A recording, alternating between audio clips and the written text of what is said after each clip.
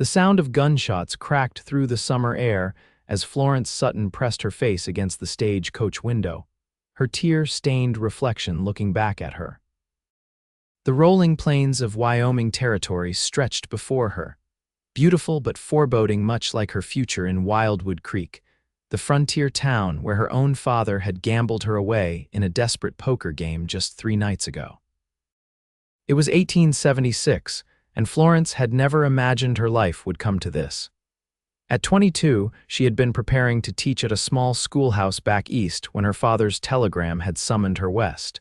What she'd thought would be a reunion had become her undoing. "We're nearly there, miss," the driver called down. "Wildwood Creek, just over that ridge." Florence clutched the small carpet bag on her lap, the only possessions she'd been allowed to keep. Inside lay her mother's silver hairbrush, a miniature portrait of her parents from happier days, a change of clothes, and $17 she'd sewn into the lining. It wasn't enough to buy her freedom or passage back east, but it was something. The town emerged from behind the ridge like a mirage, a single dusty street lined with wooden buildings, their facades tall and false like the promises that had brought her here. A 2-story structure with a painted sign reading "The Golden Nugget Saloon" stood prominently at the center. Her destination, her prison. The stagecoach lurched to a stop and the driver hopped down. "This is it, miss. Mr. Hargrove's expecting you." Florence didn't move. Her fingers dug into the worn fabric of her traveling dress as she stared at the saloon's swinging doors. "Come now," the driver said, more gently this time. Best not to keep him waiting. On shaking legs, Florence descended from the coach. The midday sun beat down mercilessly as she stood in the street, dust immediately coating the hem of her dress. Several men lounging outside the general store stopped their conversation to stare at her. "Well, well," a deep voice called. "The merchandise has arrived." Florence turned to see a tall man with a waxed mustache emerging from the saloon. He wore a fine suit that seemed out of place among the rough-hewn surroundings, and a gold watch chain glinted across his vest. His eyes, however, were cold as they assessed her from head to toe.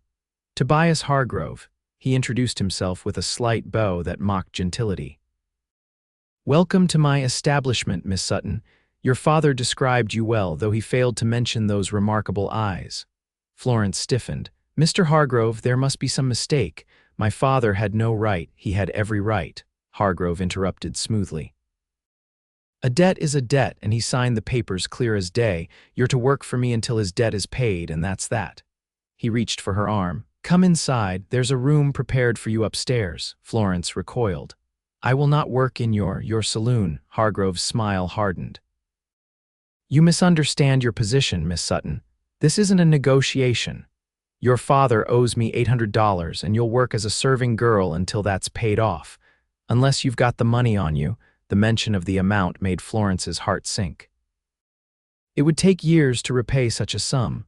"I thought not," Hargrove said, interpreting her silence. "Now come along."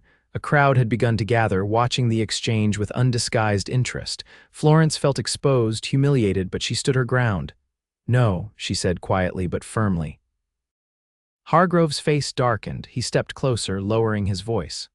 "Listen carefully. This town is mine. There's nowhere for you to go, no one who will help you. The sooner you accept your situation, the better off you'll be. Is there a problem here?" The new voice cut through the tension like a knife. Florence turned to see a tall man dismounting from a chestnut stallion.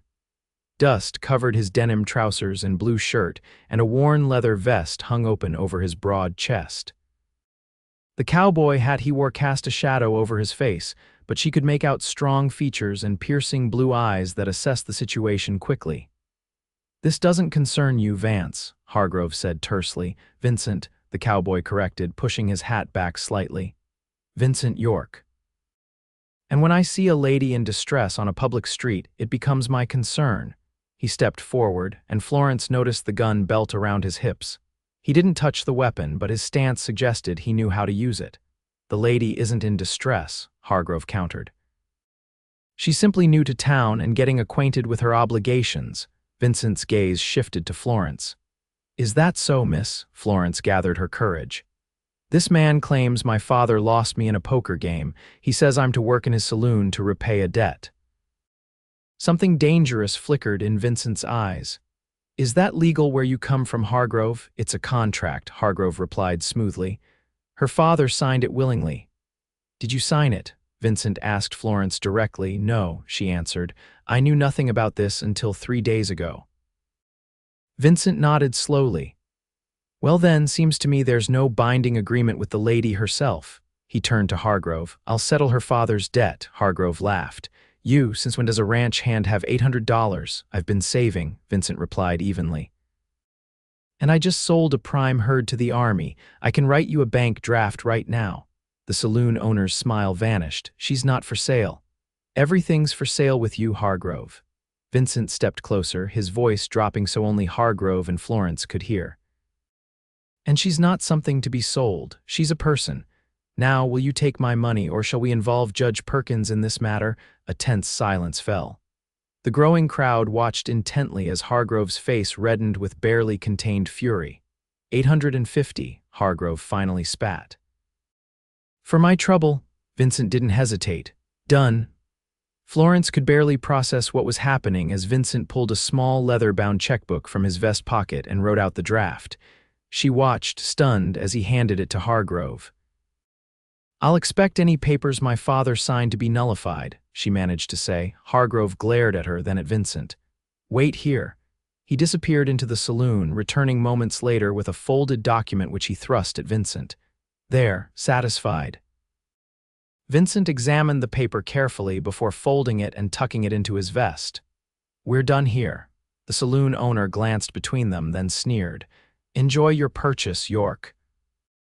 As Hargrove stalked back into the saloon, Florence turned to Vincent, a mixture of gratitude and apprehension flooding her. I don't know how to thank you, Mr. York, but I must tell you that I can't possibly repay such a sum any time soon. Vincent's expression softened.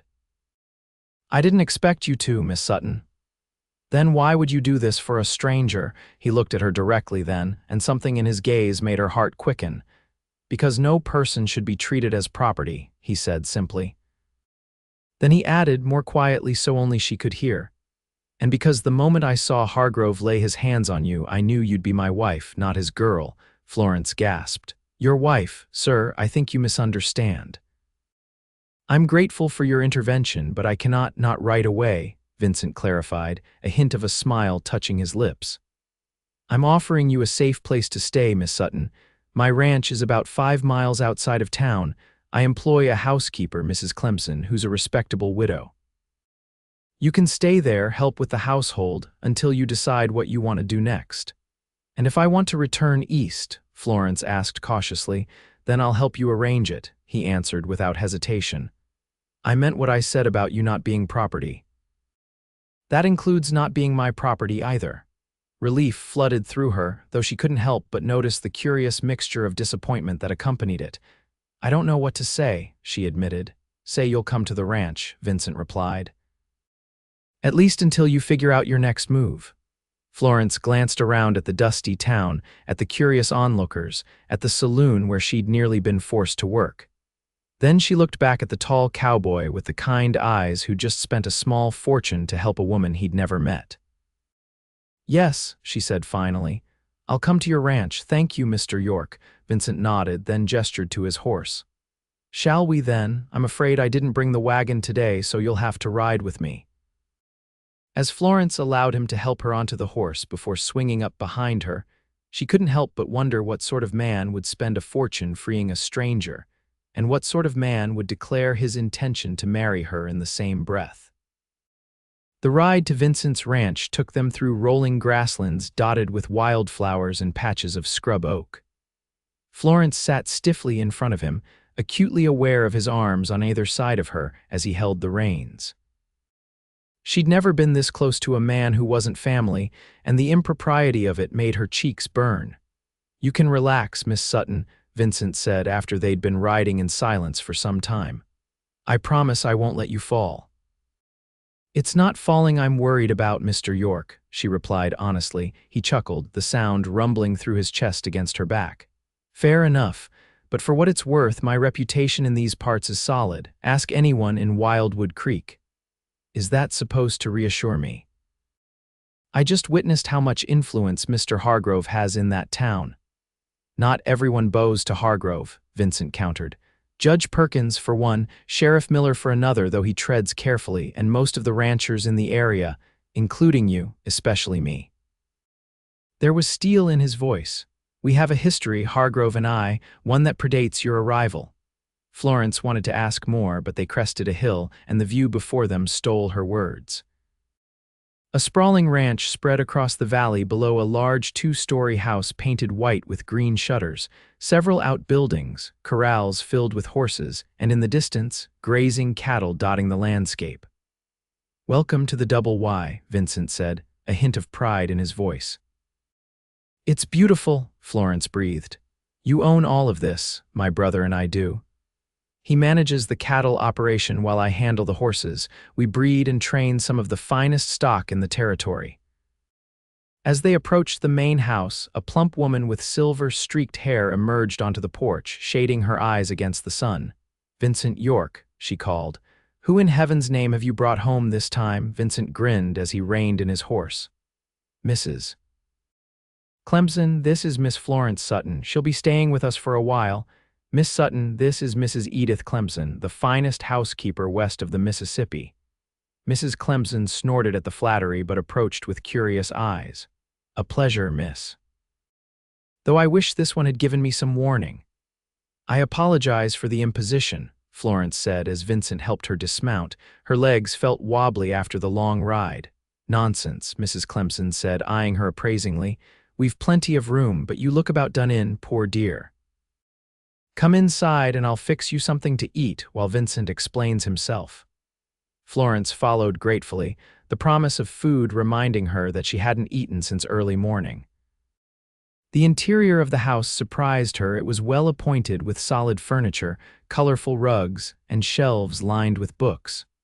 Not at all the bachelor quarters she'd expected. In the large kitchen, Mrs. Clemson busied herself at the stove while Vincent explained the circumstances that had brought Florence to them.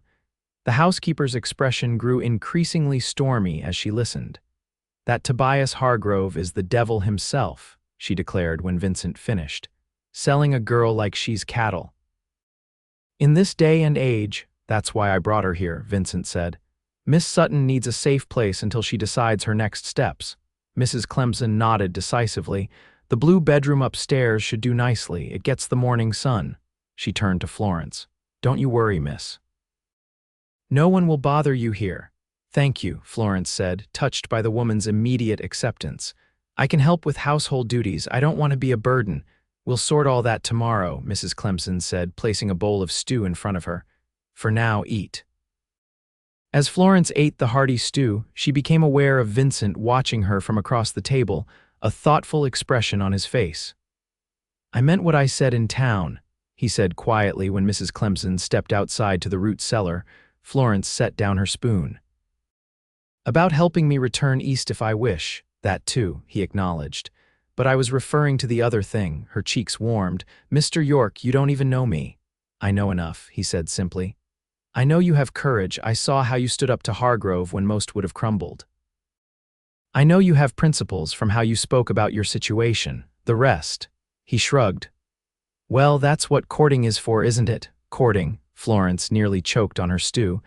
"Mr. York, I've only just escaped one man's claim on me. I'm not eager to enter into another." Vincent leaned forward, his blue eyes serious.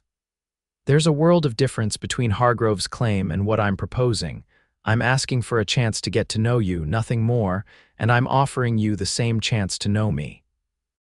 Before Florence could respond, the kitchen door swung open, and a man who could only be Vincent's brother strode in. He was shorter and stockier than Vincent, with the same dark hair but hazel eyes instead of blue. "Vince, Samuel says the mare in the south pasture is." He stopped short at the sight of Florence. "Well, hello there. Florence Sutton, meet my brother, Jack York," Vincent said, standing. "Jack, Miss Sutton will be staying with us for a while." Jack raised an eyebrow but extended a hand politely. "A pleasure, Miss Sutton, though my brother seems to have forgotten to mention you were coming." It was. An unexpected development, Florence replied, shaking his hand. Hargrove, Vincent said grimly, and that single word seemed to convey volumes to Jack, whose expression immediately hardened. I see, he said. Well, you're welcome here, Miss Sutton, but Vince, that mare needs attention. Looks like she might foal early. Vincent nodded. I'll come right away. He turned to Florence. Will you be all right? The concern in his eyes touched her. Yes, of course. Please, don't let me keep you from your work. After the men left, Mrs. Clemson returned and showed Florence to the promised blue bedroom. It was indeed lovely, with a brass bed, a small writing desk by the window, and a washstand with a porcelain basin. There's a bathing room at the end of the hall, the housekeeper explained. I'll draw you a bath later if you'd like. Those York boys insisted on proper plumbing when they built this place, said they'd had enough of Cold Creek baths to last a lifetime. Florence smiled gratefully. A bath would be wonderful, thank you. When Mrs. Clemson left, Florence sat on the edge of the bed, suddenly overwhelmed by the day's events. Just this morning, she'd been on her way to an uncertain, frightening future.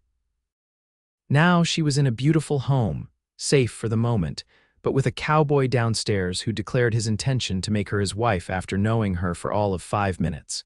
She went to the window and looked out at the ranch spread before her. In the distance, she could see Vincent walking toward one of the paddocks, his long strides purposeful.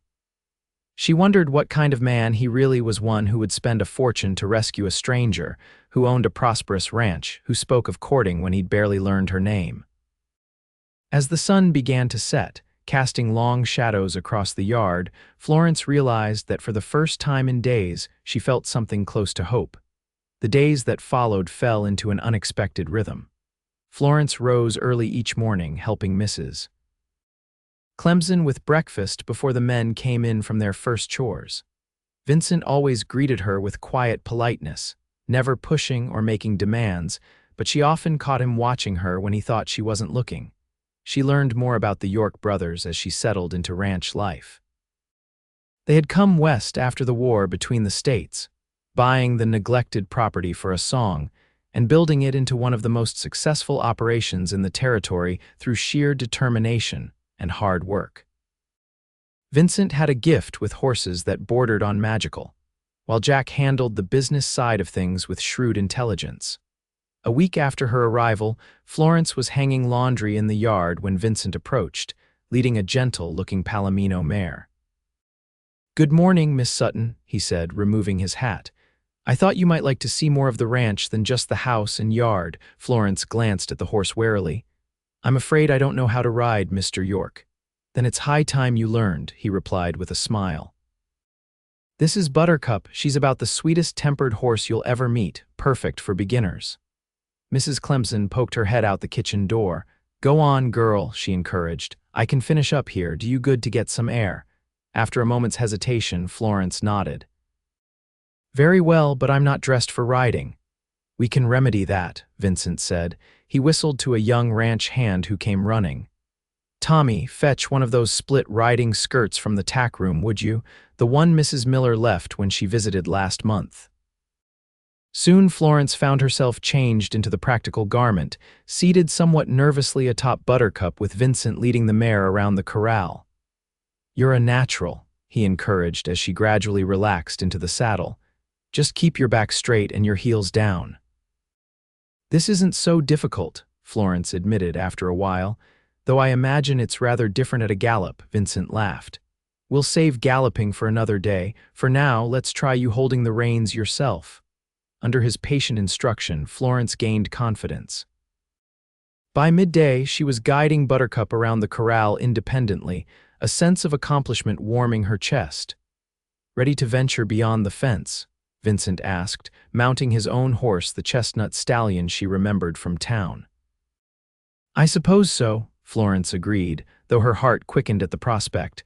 They rode side by side through the ranch's sprawling pastures, Vincent pointing out landmarks and sharing stories about the property. When they reached a hilltop overlooking a small lake, he suggested they stop to rest. Spreading a blanket under a lone cottonwood tree, Vincent produced a simple lunch that Mrs. Clemson had packed: thick sandwiches, apples, and a jug of lemonade. This is beautiful, Florence said, looking out over the water. I never imagined Wyoming would have such varied landscapes. Most people don't, Vincent replied, settling beside her. They think it's all dust and prairie. But there's water here and forests in the mountains, meadows full of wildflowers in the spring. You love it very much, don't you? He nodded. This land gets in your blood. Every season brings something new, the calving in spring, summer thunderstorms rolling across the plains, aspens turning gold in fall, the quiet of winter when everything sleeps under the snow.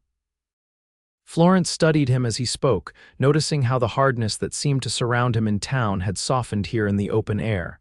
May I ask you something, Mr. York? Vincent, he corrected gently. And yes, you may ask me anything. Why did you really help me that day in town? The truth, please. He was silent for a moment, his gaze on the horizon. Partly what I told you, no person should be treated as property, but there's more. He turned to face her directly. Hargrove took something precious from me once. I couldn't stand by and watch him do it again. What did he take? Florence asked quietly. Pain flickered across Vincent's face. My fiancée, Caroline, 6 years ago. She worked as a dealer in his saloon when I first met her, a respectable position back then, before he turned the place into what it is now. We fell in love, planned to marry. His jaw tightened. Hargrove decided he wanted her for himself. When she refused him, he framed her for stealing from customers, had her arrested. That's terrible, Florence whispered. Vincent nodded grimly. I was away, delivering horses to Fort Laramie. By the time I returned, she'd hanged herself in her cell.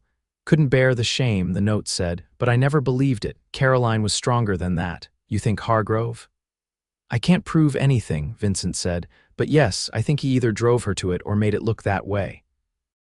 Either way, her blood is on his hands. Florence reached out impulsively, covering his hand with hers. I'm so sorry. He looked down at their joined hands, then back to her face. When I saw you standing up to him, I saw something in you that reminded me of her, that same courage, that same fire. I couldn't let him destroy it again. So when you said I'd be your wife, not his girl, a faint smile touched his lips. Part of that was to rile him, I admit, but I meant what I said about courting, Florence. I'd like the chance to know you better. Her pulse quickened at his use of her first name. You're not still seeing Caroline when you look at me? No, he said firmly. You're nothing alike, really. She was all quick laughter and impulsiveness. You're more thoughtful, more contained. What happened with Caroline is part of my past. It shaped me, but it doesn't control me. Florence withdrew her hand slowly, suddenly aware of the intimacy of the moment. I appreciate your honesty, Vincent, and I'm not opposed to getting to know you better, but I need time. Time you shall have, he promised. As much as you need. As they packed up their picnic and mounted their horses for the return journey, Florence found herself studying Vincent's profile against the blue Wyoming sky. The cowboy who declared she would be his wife was revealing himself to be a man of depth and patience, and she wasn't sure what to make of the way her heart responded to that discovery. The next 2 weeks brought an unexpected visitor to the Double Y. Florence was dusting the parlor when she heard the sound of a wagon approaching. Looking out the window, she saw a dignified older man with silver hair pulling up in a buggy. Judge Perkins is here, she called to Mrs. Clemson, who was kneading bread in the kitchen. At this hour. The housekeeper wiped her hands on her apron. Something must be afoot. Best fetch Vincent from the stables. By the time Florence returned with Vincent, the judge was seated in the parlor with a cup of coffee. He stood when they entered, his keen eyes assessing Florence with interest. So this is the young lady I've been hearing about, he said, bowing slightly. Alexander Perkins, Miss Circuit Judge for this territory. Florence Sutton, she replied with a curtsy. It's an honor to meet you, sir. The honor is mine, the judge said. I understand you've had quite an introduction to our little corner of Wyoming. Yes, sir, though Mr. York's hospitality has made up for it considerably. Judge Perkins nodded approvingly. Vincent is one of our finest citizens, despite his tendency to find trouble. He turned to Vincent. Speaking of which, I've come about Hargrove. Vincent's expression sharpened. What's he done now? He's contesting the transfer of Miss Sutton's contract. The judge's distaste for the word was evident. Claims you coerced him, that the debt was actually much larger. That's preposterous, Florence interjected. He agreed to the amount in front of a dozen witnesses. Indeed, the judge agreed. But Hargrove has filed a formal complaint and I need to address it. I'll need statements from both of you regarding the events of that day. For the next hour, the judge took detailed notes as they recounted what had happened. When they finished, he tapped his pencil thoughtfully against his notepad. Miss Sutton, would you permit me to ask a rather personal question? Of course, Your Honor. Has Vincent here made any improper advances since bringing you to his home? Florence felt her cheeks flush. Absolutely not, sir. Mr. York and his brother have been perfect gentlemen. Mrs. Clemson has been present as chaperone at all times. The judge nodded, clearly satisfied. I thought as much, but Hargrove is suggesting otherwise, claims Vincent's real motive was, well, the same as his own would have been. Vincent's hands clenched into fists. That snake, easy, son, Judge Perkins cautioned. That's exactly the sort of reaction he's hoping to provoke. The truth is, while I find this so-called debt contract morally repugnant, it exists in a legal gray area. Your father did sign it, Miss Sutton. So what happens now? Florence asked, anxiety coiling in her stomach. I'm dismissing Hargrove's complaint, the judge said firmly. The transaction between him and Vincent was witnessed and completed in good faith. However, he paused, looking uncomfortable. To prevent any further claims, it might be advisable to formalize Miss Sutton's position here. Meaning, Vincent asked, though his tone suggested he already knew.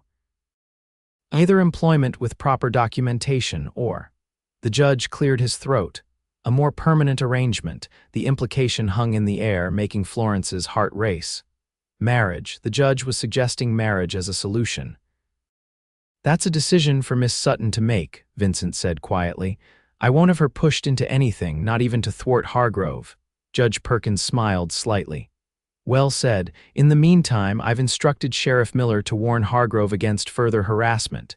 He rose to leave. I'll need those formal statements written and signed by week's end. You can bring them to my office in town. After seeing the judge out, Vincent returned to find Florence still sitting in the parlor, her thoughts in turmoil. I'm sorry about that, he said, taking the chair opposite her. Hargrove doesn't give up easily. The judge suggested marriage, Florence said bluntly. He did. Is that what you want, to marry me to solve a legal problem? Vincent leaned forward, his expression serious. I want to marry you because from the moment I saw you standing in that dusty street, refusing to bow to Hargrove despite your fear, I knew you were someone special. Someone I wanted to know, someone I could love. He paused. But not like this, not rushed, not forced by circumstances. His honesty touched her. I hardly know what to think anymore, she admitted. A month ago, I was preparing to teach school in Massachusetts. Now I'm in Wyoming with a saloon owner claiming ownership of me and a cowboy who wants to court me. Vincent's mouth quirked in a half-smile. When you put it like that, it does sound rather dramatic.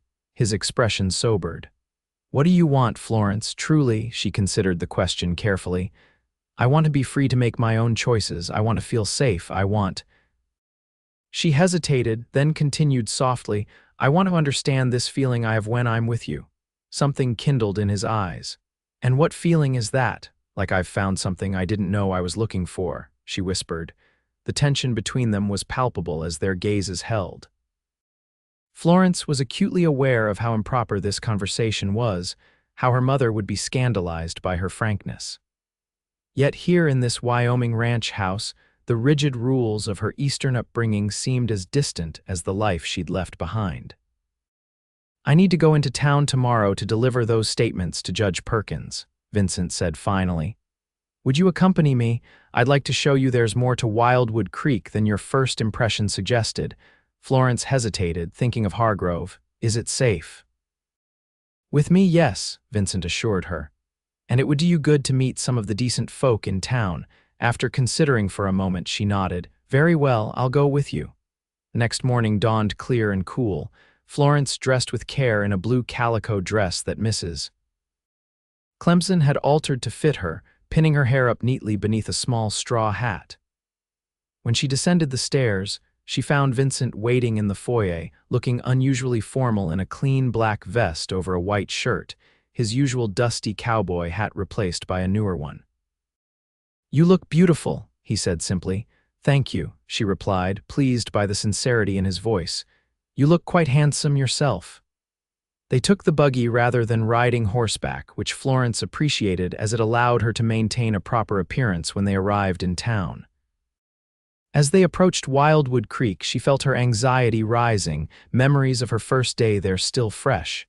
"Hargrove rarely emerges before noon," Vincent told her, correctly reading her tension, "and we'll be staying on the respectable end of town." Indeed, he guided the buggy past the saloon without slowing, continuing to the other end of the main street where a small church, a schoolhouse, and several neat businesses stood. They stopped first at the general store, where Vincent introduced her to the proprietor, Mr. Goldman, and his wife. "So you're the young lady who's turned Wildwood Creek upside down," Mrs. Goldman said warmly. "Good for you, that Hargrove needs taking down a peg or two." "I hardly think I've accomplished that," Florence demurred. "Oh, but you have," Mr. Goldman insisted, "just by standing up to him. Most folks are too afraid." As they continued their errands, dropping off the statements at the judge's office, visiting the post office where Vincent mailed letters to cattle buyers, Florence was surprised by the friendly reception she received. Word of her confrontation with Hargrove had clearly spread, and it seemed many townspeople quietly resented the saloon owner's influence. Their final stop was the small dressmaker's shop, where Vincent insisted on ordering Florence 2 new dresses. "Vincent, this isn't necessary," she protested as the seamstress, Mrs. Porter, showed them fabrics. "Consider it part of your wages for helping Mrs. Clemson," he replied. "A woman should have proper clothes." Mrs. Porter, a plump woman with clever fingers, took Florence's measurements efficiently. "Such a lovely figure," she commented. "This emerald wool would be perfect for you, and perhaps this cream muslin for summer evenings." While Florence was being fitted behind a screen, she overheard Mrs. Porter speaking quietly to Vincent. "She's a good one, Vincent York. Don't let her slip away like you did with poor Caroline." "I don't intend to," came his soft reply. They were just leaving the dressmakers when a commotion further down the street caught their attention. A crowd had gathered outside the Golden Nugget Saloon. As they watched, Sheriff Miller emerged, dragging a young woman roughly by the arm. "No, please," the woman cried. "I didn't take anything," Florence gasped as she recognized Hargrove following behind, his face twisted with anger. "Thieving little tramp," he was saying loudly. "I want her in jail, Sheriff." Without thinking, Florence started toward them. Vincent caught her arm. "Florence, don't. It's not safe." She shook him off. "It's happening again, Vincent, just like with Caroline. I can't stand by and watch." Before he could stop her, she marched down the street, heart pounding. As she approached, she could see the young woman more clearly, hardly more than a girl really, with tear-stained cheeks and frightened eyes. "Sheriff Miller," Florence called out firmly. "A moment, please."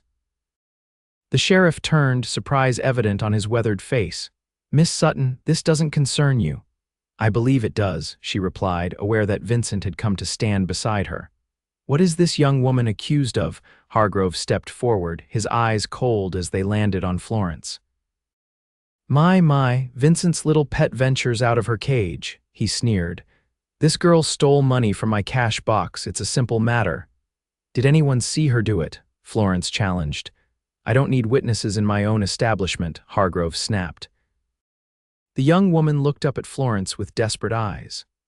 "I didn't steal nothing, miss, I swear it. I was just trying to leave. He said I could go when I paid my debt, and I finally saved enough."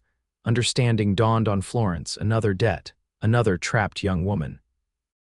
"Sheriff," Vincent interjected, "given the circumstances and Judge Perkins' recent ruling regarding Miss Sutton's situation, perhaps a more thorough investigation is warranted before you lock this young lady up." The sheriff looked uncomfortable, glancing between Vincent and Hargrove. "The judge did say to be careful with these debt claims."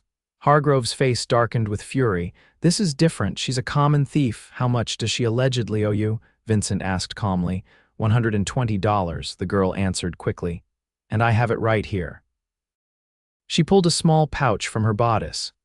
"I was bringing it to him to pay off my contract when he accused me of stealing." Sheriff Miller took the pouch, counting the money inside. 120 exactly. That money is mine, Hargrove insisted. Stolen from me. I earned it, the girl countered. Been saving for months. Florence stepped closer to the sheriff. Sir, if I may suggest, why not take this matter directly to Judge Perkins? He's in his office now. Let him determine whether this young woman should be jailed. The sheriff hesitated, then nodded slowly. Seems reasonable. Come along, all of you. Hargrove looked like he might object, but with so many townspeople watching, he apparently thought better of it. Fine, the judge will see reason. As they walked toward the judge's office, the young woman fell into step beside Florence. Thank you, miss, she whispered. I'm Daisy Miller. Florence Sutton, she replied softly. Stay strong, Daisy, we won't let him do this. Judge Perkins listened carefully to all sides of the story, his expression growing increasingly stern as Daisy explained how she'd come to work for Hargrove after her father's death left her with no means of support. So you claim this money is rightfully yours, earned from your wages? The judge asked her. Yes, sir, Daisy answered. I've been saving every penny I could. Ask Mabel, the cook. She keeps a lockbox for some of us girls. The judge turned to Hargrove. Do you have any proof that this specific money was stolen from you? Marked bills, perhaps? Hargrove shifted uncomfortably. Not as such, but then I see no reason to jail this young woman, Judge Perkins interrupted. Furthermore, if she has indeed saved the amount specified in her contract, then that contract is fulfilled. But she works for me, Hargrove protested.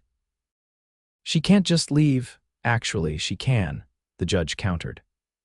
Unless you'd like me to examine the legality of these contracts more thoroughly, perhaps involving the territorial governor. Florence watched Hargrove closely, seeing the calculation in his eyes as he realized he was cornered. Fine, he spat finally. Take the money, but don't come crying to me when you can't find decent work elsewhere, girl. Daisy's shoulders sagged with relief. Thank you, Your Honor. As they left the judge's office, Hargrove brushed past Florence, whispering venomously, This isn't over, Miss Sutton, not by a long shot. Despite the threat, Florence felt a surge of triumph as they walked back into the sunshine. Daisy was practically skipping beside her. I don't know how to thank you both, the young woman said, her eyes bright with unshed tears of relief. What will you do now? Florence asked her. Daisy's smile faltered. I don't rightly know. I've nowhere to go. Vincent, who had remained a steadying presence throughout the confrontation, stepped forward. Mrs. Clemson has been saying she could use help with the laundry and housekeeping. It's honest work if you're interested. Daisy looked between them, hope dawning on her face. Truly. Truly, Florence confirmed, touched by Vincent's immediate generosity. There's plenty of room at the ranch. As they helped Daisy gather her meager belongings from the room behind the saloon, carefully avoiding Hargrove, Florence felt a deepening admiration for Vincent. He'd shown not only courage in standing up to Hargrove again, but compassion in offering Daisy a way out. The ride back to the ranch was filled with Daisy's chatter as she told them about her life before Hargrove, how she'd grown up on a small farm in Nebraska, how she'd come west with her father who died of fever shortly after they arrived, how Hargrove had seemed kind at first, offering her work and a place to stay. He does that, Vincent said grimly, finds people at their most vulnerable. When they arrived at the Double Y, Mrs. Clemson took one look at Daisy's thin frame and declared she needed feeding up before anything else. As the housekeeper led the girl to the kitchen, promising hot stew and fresh bread, Vincent drew Florence aside. You were remarkable today, he said softly, brave and quick-thinking. I couldn't bear to see history repeating itself, she replied. Not after what you told me about Caroline. Vincent's expression grew serious. It was different seeing you face him today. When you first arrived, you were afraid but defiant. Today, you were just magnificent. No fear, only determination. The admiration in his eyes made her heart flutter. I had you beside me this time. It makes a difference knowing you're not alone. Florence, he said, stepping closer, I need to ask you something important. She looked up at him, suddenly breathless. Yes, would you allow me to court you properly? Not because of Hargrove or legal complications or any of that, but because I find myself thinking about you from sunrise to sunset. because your courage and compassion humble me, because I want to know everything about you, your hopes, your dreams, what makes you laugh and cry." The sincerity in his voice moved her deeply. Over the weeks at the ranch, she had come to know this man, his quiet strength, his unwavering principles, the gentleness beneath his tough exterior.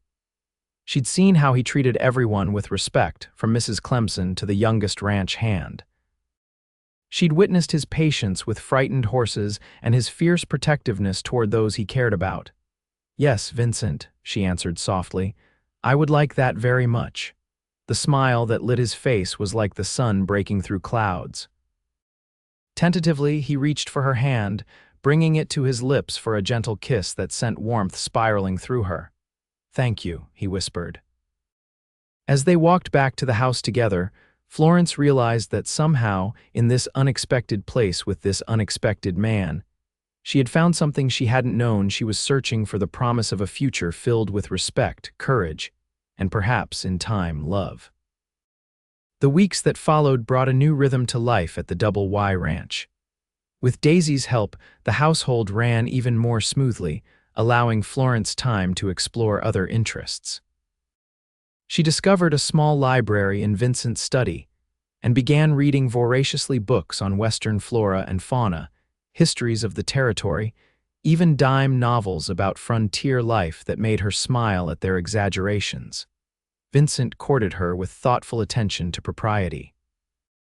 They rode together most afternoons, exploring the ranch's boundaries and hidden treasures, a secluded waterfall, an ancient cottonwood with branches perfect for climbing, a hilltop where wildflowers grew in profusion.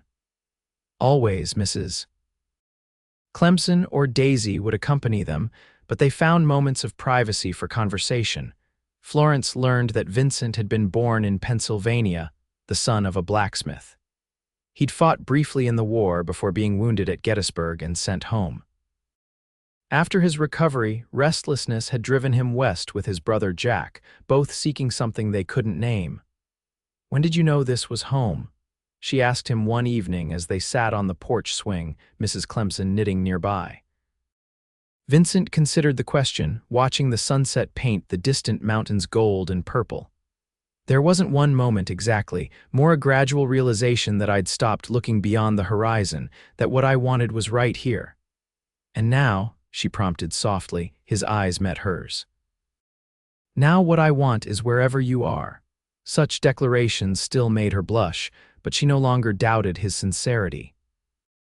Each day revealed new facets of the man behind the cowboy exterior, his unexpected love of poetry, the way he hummed while working with the horses, how he remembered the birthdays of every ranch hand and marked them with small gifts. One morning in late summer, a letter arrived from Massachusetts. Florence recognized her mother's handwriting and tore it open eagerly. She had written weeks ago, explaining her situation in careful terms, not wanting to worry her parents unduly. "Good news?" Vincent asked, watching her face as she read. "Yes," Florence said, looking up with shining eyes. "My parents are coming to visit. They want to meet you." Vincent's eyes widened. "Both of them? Your father, too?" "Yes," she confirmed. "Mother says they've been worried sick since my first letter, and father insists on seeing for himself that I'm being properly treated." A shadow crossed Vincent's face. "Your father sold you to Hargrove, Florence. He was desperate," she said quietly. "Mother explains that he's been ill heart troubles. He gambled hoping to pay for a specialist in Denver. It was wrong, terribly wrong, but he wasn't thinking clearly." Vincent didn't look convinced, but he nodded. "When will they arrive?" 2 weeks' time if the trains run on schedule." That evening, after supper, Vincent asked Florence to walk with him to the stables. The air was warm, filled with the scent of hay and horses as they entered the large barn. Lanterns hung from posts cast a golden glow over the stalls. "I wanted to show you something," Vincent said, leading her to a stall at the far end.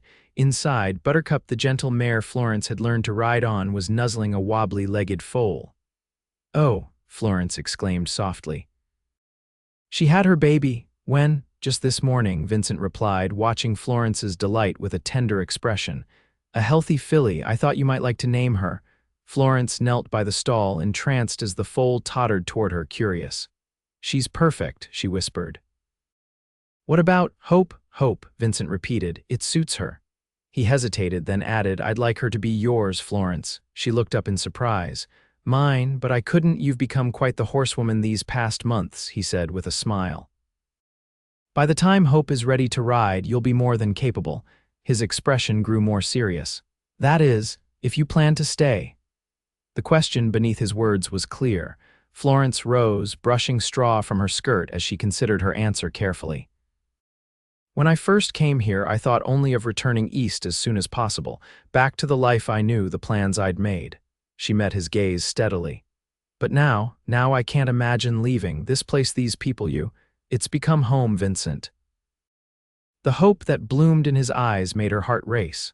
Slowly, giving her every chance to step away, he moved closer. Florence, he said softly, I know it hasn't been long, by Eastern standards at least, but out here we measure time differently.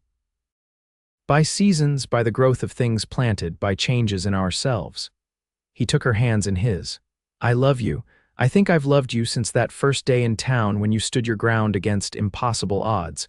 I want to build a life with you if you'll have me. The words hung in the air between them, honest and direct like the man himself. Florence felt tears pricking at her eyes as emotions welled within her: gratitude for his patience, admiration for his integrity, and yes, love. Somewhere between riding lessons and shared meals, between standing together against Hargrove and quiet conversations on the porch, she had fallen in love with this Wyoming cowboy. I love you too, she whispered. Yes, Vincent, yes, I'll have you. Joy transformed his face as he pulled her gently into his arms. Their first kiss was tender, questioning, a promise rather than a demand. When they drew apart, both were smiling. We should wait to announce it until after your parents' visit, Vincent suggested. I should ask your father properly. Florence laughed softly. My very traditional cowboy, he grinned, tucking a strand of hair behind her ear. In some things, yes, in others. His eyes twinkled. I'm open to more progressive thinking. They walked back to the house hand in hand, the night sky brilliant with stars above them and their hearts full of plans for the future. The arrival of Florence's parents 2 weeks later brought tension to the ranch. Her mother, Eleanor Sutton, was a small, bird-like woman with Florence's same amber eyes and a nervous disposition. Her father, Henry Sutton, was pale and much thinner than Florence remembered, with a tremor in his hands that confirmed his ill health. Their reunion was emotional, with tears and embraces, her mother clinging to her as if afraid she might disappear. Her father held back, shame evident in his posture. Florence, he said finally, his voice cracking, I don't know how to begin to apologize. Perhaps not here on the porch, Vincent interjected gently, having watched the reunion from a respectful distance. Mrs. Clemson has prepared refreshments inside. You must be tired from your journey. Once settled in the parlor with tea and sandwiches, the conversation flowed more easily. Florence's mother marveled at the comfortable ranch house, clearly surprised by its refinement. I confess, Mr. York, this is not what I imagined when Florence wrote about a cattle ranch, she admitted. My brother and I believe in certain comforts, Mrs. Sutton, Vincent replied with a smile. Hard work deserves its rewards. Henry Sutton had said little, his eyes moving between his daughter and Vincent with an unreadable expression. Finally, he set down his teacup with a faint clink. Mr. York, I understand I owe you a considerable sum, he said bluntly. Vincent's expression remained neutral. That's between Hargrove and myself, sir. It's settled. No, Henry insisted. It's not settled. I put my daughter in an unconscionable position. A debt is a debt, and I intend to repay you. Father, Florence began, but Vincent raised a hand slightly. Mr. Sutton, I appreciate your sense of honor, but I didn't help Florence for financial gain. If you insist on repayment, I suggest a donation to the new school being built in Wildwood Creek. Florence has expressed interest in teaching there once it's completed. Florence looked at him in surprise. They hadn't discussed this, though she had mentioned missing her teaching plans. Henry considered this, then nodded slowly. A fair compromise, though it doesn't erase my shame. No, Vincent agreed quietly, but it might begin to mend what's broken. Eleanor dabbed at her eyes with a handkerchief. We were desperate, she explained. Henry's heart condition worsened suddenly, and the specialist in Denver was our only hope. The gambling, it was so out of character. When he lost, the man Hargrove suggested Florence as payment. She shuddered. I was visiting my sister in St. Louis. I knew nothing until I returned and found Henry half mad with grief over what he'd done. We tried to find you, Henry added, sent telegrams to Wildwood Creek, but they went unanswered. Hargrove controls the telegraph office, Vincent explained. He would have intercepted them. Florence felt a complex mixture of emotions, lingering hurt at her father's betrayal, understanding of the desperate circumstances, relief that they had searched for her. It's done now, she said finally. We can't change the past, but we can move forward. That evening, after her parents had retired to the guest room, exhausted from their journey, Florence found Vincent on the porch, smoking a rare cigar as he looked out at the starlit landscape. You didn't tell me you'd contacted the school board about teaching, she said, settling beside him on the swing. He extinguished the cigar, respectful of her presence. I wanted it to be a surprise. Judge Perkins is on the board. He mentioned they're looking for a teacher for the new term. I told him you were qualified. You're an extraordinary man, Vincent York, she said softly, always thinking of others' happiness. He smiled, taking her hand. Just yours, mostly. He paused. Your father requested a private meeting with me tomorrow. I suspect he wants to assess my intentions. And what will you tell him? The truth, Vincent answered simply. That I love his daughter and want to make her my wife, that I'll spend my life making sure she never regrets choosing this place, this life. Me. Florence leaned her head against his shoulder, contentment washing over her. I already know I won't. The next morning, Vincent took Henry Sutton on a tour of the ranch while Florence and her mother remained at the house. Eleanor helped Florence in the garden, the familiar domestic activity allowing them to reconnect. He's a good man, your Mr. York, Eleanor observed as they picked late summer beans. Yes, Florence agreed. The best I've known, her mother's hands stilled. You love him. I do, Mother, very much. Eleanor studied her daughter's face. I feared we'd lost you forever. That you'd never forgive us, your father especially. Florence sighed, setting down her basket. I was angry, hurt, but these months here, they've given me perspective, and in a strange way, I have father's mistake to thank for leading me to Vincent. Life takes unexpected turns, her mother mused. When I was your age, I never imagined leaving Boston. Then I met your father at a summer dance, and suddenly Massachusetts seemed the only place I wanted to be. She smiled wistfully. Will you marry him then, your cowboy? If he asks me properly, Florence replied, thinking of the moment in the stable that remained their secret. Eleanor laughed softly. Oh, he'll ask. I've seen the way he looks at you when he thinks no one is watching, like your water in the desert. When Vincent and Henry returned from their tour, both men looked satisfied, though Florence's father appeared exhausted from the exertion. As he rested in the parlor, Vincent caught Florence's eye, tilting his head slightly toward the kitchen garden. She followed him outside, curiosity bubbling within her. Well, how was your talk with father? Productive, Vincent replied, his expression revealing nothing. He had concerns, naturally, and I addressed them. A smile tugged at his mouth. Your father is a proud man, Florence. Despite everything, he wants what's best for you. He wanted to be sure that's me. Is it? She asked teasingly. Vincent's expression grew serious. I intend to spend the rest of my life making sure it is. He reached into his pocket and withdrew a small box. Florence's breath caught as he opened it, revealing a delicate gold ring with a single perfect pearl surrounded by tiny diamonds. It was my grandmother's, he explained. My mother sent it when I wrote to her about you.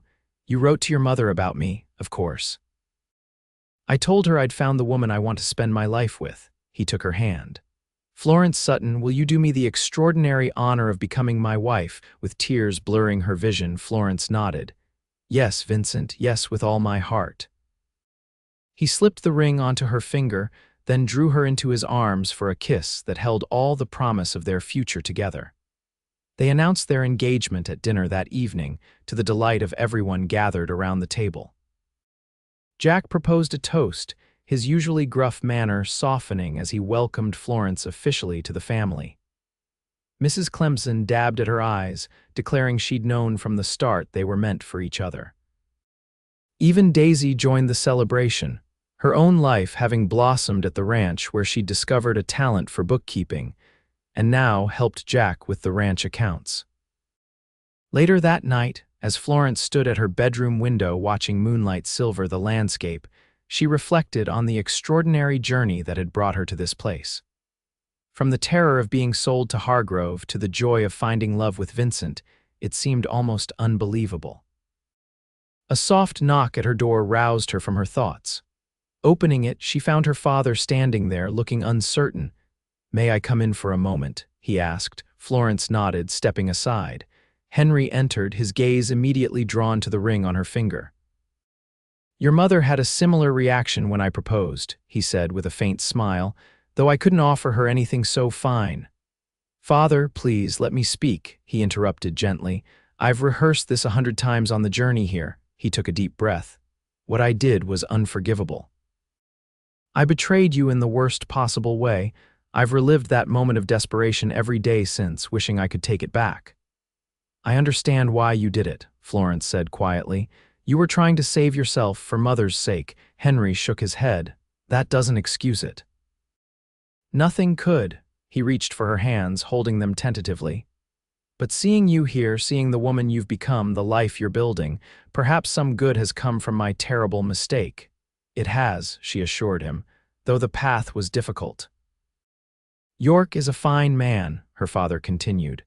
"Better than I deserve for a son-in-law. He spoke of you today with such respect, such admiration, and he refused to let me repay him directly, insisted it would dishonor what you two have built together."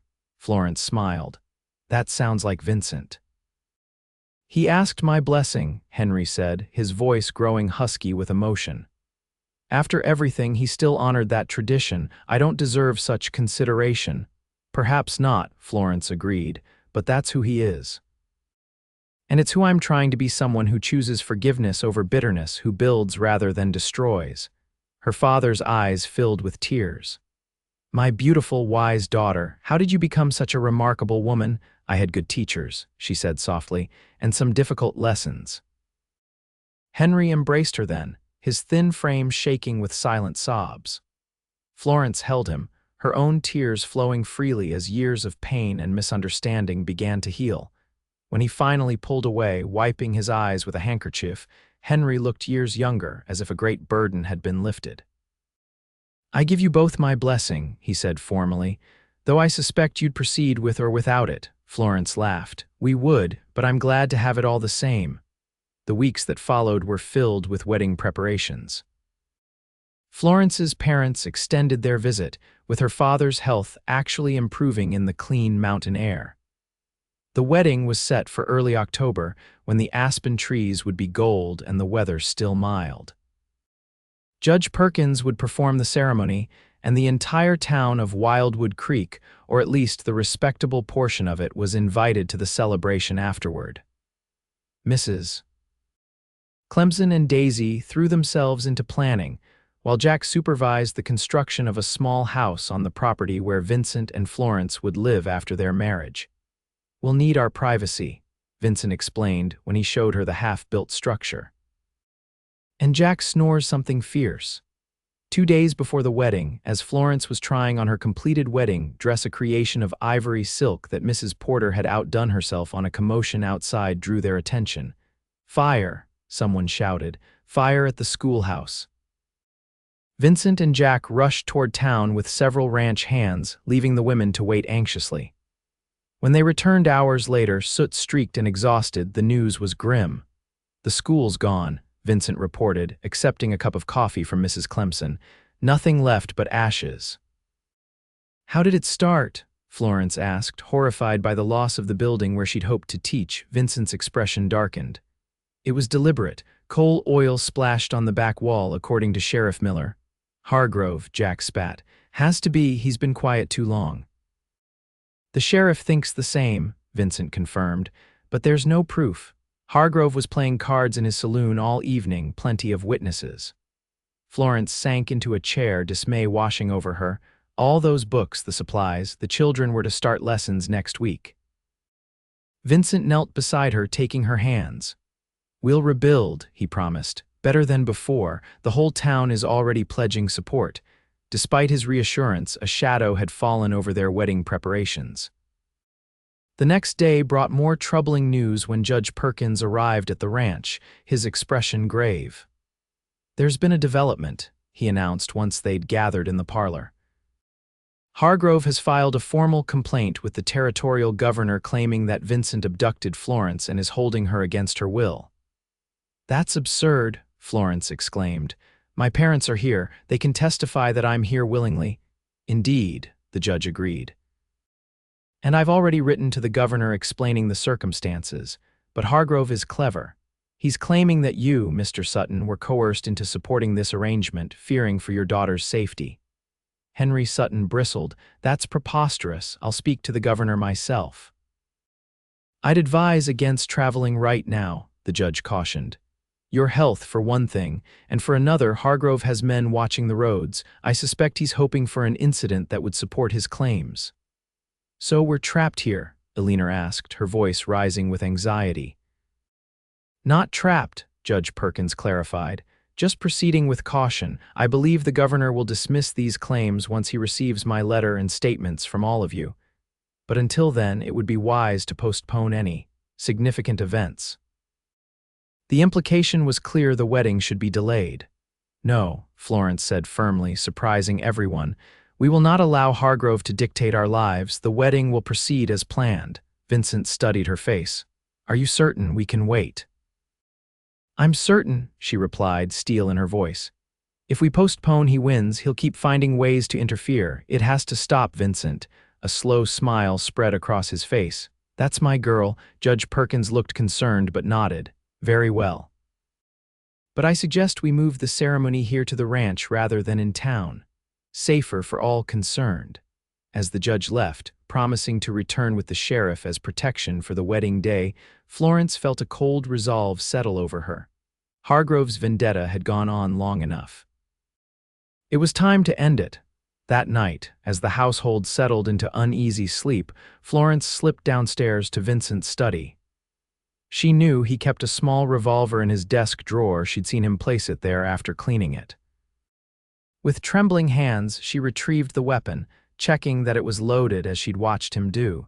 She had just closed the drawer when a voice spoke from the doorway. "Planning to shoot someone?" Florence gasped, nearly dropping the gun as she whirled to find Jack watching her, arms crossed over his chest. I was just planning to confront Hargrove," Jack finished for her. "Alone, with my brother's gun," he sighed, entering the room fully. "Put it back, Florence." "That's not the way." Shame washed over her as she carefully returned the weapon to its place. "He won't stop, Jack, not until he's destroyed everything we care about." "I know," Jack agreed, surprising her. "But getting yourself killed won't solve anything. It would destroy Vincent." "Then what do we do? Wait for him to burn down our home next? Hurt someone we love?" Jack's expression was grim. "We fight smart, not desperate. Vincent and I have been dealing with men like Hargrove our whole lives. Trust us." Florence sank into a chair, the fight leaving her. "I'm afraid," she admitted. "Not for myself, but for all of you, for what we're building here." "Fear's natural," Jack said, his usual gruffness softening. "But you're stronger than you know, strong enough to face this without a gun in your hand." As she returned to her room, Florence wondered at Jack's words. She had always thought of Vincent as the strong one, the protector. But perhaps there was strength in her too, not the kind that came from weapons, but from determination, from love, from the refusal to surrender what mattered most. The morning of the wedding dawned clear and cool, with golden aspen leaves drifting on the breeze. Despite the tension of recent days, Florence felt a profound calm as Daisy helped her dress in the ivory silk gown, arranging orange blossoms in her upswept hair. "You look like an angel," her mother said tearfully when she entered to place a string of pearls around her daughter's neck. "My little girl, all grown up." "Are you happy, Mother?" Florence asked. "With how things have turned out," Elinor smiled, cupping her daughter's cheek. "Seeing you like this, strong in love, building a life of your own choosing, yes, I'm very happy. Your father and I both are." A knock at the door interrupted them. Jack entered, looking uncharacteristically formal in a black suit. "Sorry to intrude," he said, "but there's something you should know before the ceremony." Florence's heart sank. "Is it Hargrove, in a manner of speaking?" Jack replied. "Sheriff Miller arrived a few minutes ago. Hargrove was found dead in his office this morning, shot, dead." Florence whispered, shock washing over her. "Who?" "One of his girls, apparently, Daisy's friend Mabel. She confessed immediately, said he was planning to sell her to a mining camp up north." The news left Florence reeling. The man who had loomed so large in their lives, who had caused so much pain, was gone. She felt a complex mixture of emotions: relief, disbelief, and a strange sort of pity. "What will happen to her, to Mabel?" Jack shrugged. "Judge Perkins will hear the case. Given the circumstances and Hargrove's reputation, she might get leniency, but that's for another day." He smiled slightly. "Today is yours and Vincent's." As Jack escorted her downstairs and outside to the garden where the ceremony would take place, Florence felt as though she were floating in a dream. Rows of chairs had been set up facing a flower-draped arch where Vincent waited with Judge Perkins. Ranch hands and townspeople filled the seats, all turning to watch as she walked down the aisle on her father's arm. But Florence saw only Vincent, tall and handsome in his formal suit, his eyes filled with such love as she approached that it took her breath away. "You're beautiful," he whispered when she reached him. "So are you," she replied, making him smile. The ceremony itself passed in a blur of emotion. Florence spoke her vows clearly, promising to love, honor, and cherish this man who had saved her in every way a person could be saved. When Vincent placed the gold band beside her engagement ring, his hands were steady, his eyes never leaving hers. "I now pronounce you husband and wife," Judge Perkins declared. "Vincent, you may kiss your bride." Their first kiss as husband and wife was both sweet and promising, a beginning rather than an ending. As they turned to face their guests, cheers erupted across the garden. The celebration that followed was joyous, with tables laden with food, fiddle music for dancing, and enough champagne to keep the party going well into the evening. Florence moved through it all in a haze of happiness, scarcely believing that this was her life now, surrounded by friends, united with the man she loved, free of the shadow that had hung over them. As the sun began to set, casting long, golden rays across the ranch, Vincent drew her away from the festivities toward the small cottage that would be their home. "I wanted to show you something before we rejoin the party," he explained, leading her inside. The cottage was simply but beautifully furnished with pieces he'd ordered from Denver months ago, she learned, but it was the small room at the back that he seemed most eager to show her. "I know you were disappointed about the school," he said, opening the door, "so I thought." Florence gasped. The room had been set up as a classroom with a small desk for her, bookshelves already partially filled, and several smaller desks for students. "Vincent, what is this?" He smiled, pleased by her reaction. "Until the town rebuilds the school, I thought you could teach here. There are 8 children on neighboring ranches who can't get to town easily anyway. It could be a start." Tears filled her eyes as the thoughtfulness of the gesture overwhelmed her. "You did all this without telling me." "I wanted it to be a wedding present," he admitted.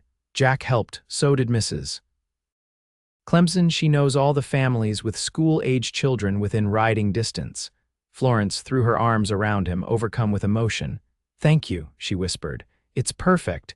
Vincent held her close, his cheek resting against her hair. "I promise to build a life with you, Florence. A real life with purpose and meaning. This is just the beginning." As they rejoined their wedding celebration, hand in hand under the starlit Wyoming sky, Florence knew with absolute certainty that she had found her place in the world, not in the Eastern schoolroom she'd once envisioned, but here in this wild, beautiful country, with this man who had declared on their very first meeting that she would be his wife, not Hargrove's girl. He had been right, after all, and she wouldn't have it any other way. 5 years later, Florence sat on the porch of their expanded cottage, watching Vincent teaching their 3-year-old son, Henry, to ride a gentle pony in the yard. Their infant daughter, Caroline, slept in a cradle beside her, tiny fist curled around her mother's finger. The small school that had begun in their spare room now occupied its own building nearby, with 12 regular students from surrounding ranches. The town school had been rebuilt as well, larger and better than before, and Florence divided her time between the two, sharing her love of learning with a new generation of Wyoming children. Daisy had married Jack the previous spring, surprising everyone but Florence, who had noticed the way the taciturn rancher softened whenever the young woman was nearby. They lived in the main house now, expecting their first child in the winter. As for Hargrove's former saloon, it had been transformed into a respectable hotel and restaurant under new ownership, a fitting symbol of how Wildwood Creek itself had changed, growing from a rough frontier town into a community where families could thrive. "Mama, look." Henry called excitedly as he made a complete circle on his pony, Vincent walking alongside. "I'm riding like Papa." "I see you, sweetheart," Florence called back, smiling at her son's delight and her husband's patient instruction. As the golden afternoon light bathed the ranch in warmth, Florence marveled at how fully her life had bloomed in this place she'd once feared would be her prison. Here she had found not just safety but purpose, not just refuge but home, not just a protector but a partner who valued her mind as much as her heart. Vincent looked up, catching her watching them. The love in his eyes, undimmed after 5 years of marriage, still made her heart race. He lifted Henry down from the pony and whispered something in the boy's ear. Their son came running toward the porch, arms outstretched. "Papa says to tell you he loves you more than all the stars in the sky," Henry announced importantly as he climbed onto her lap. "Did he now?" Florence asked, smiling as Vincent approached. "I might have phrased it slightly differently," Vincent admitted, leaning down to kiss her softly. "But the sentiment stands." As he settled beside her, arm around her shoulders and their children between them, Florence thought of all the twists of fate that had led her here, some terrible, some wonderful, all necessary to create this perfect moment. "I love you more than all the stars in the sky, too," she told him, resting her head against his shoulder as the sun slipped toward the horizon, painting their world in shades of gold.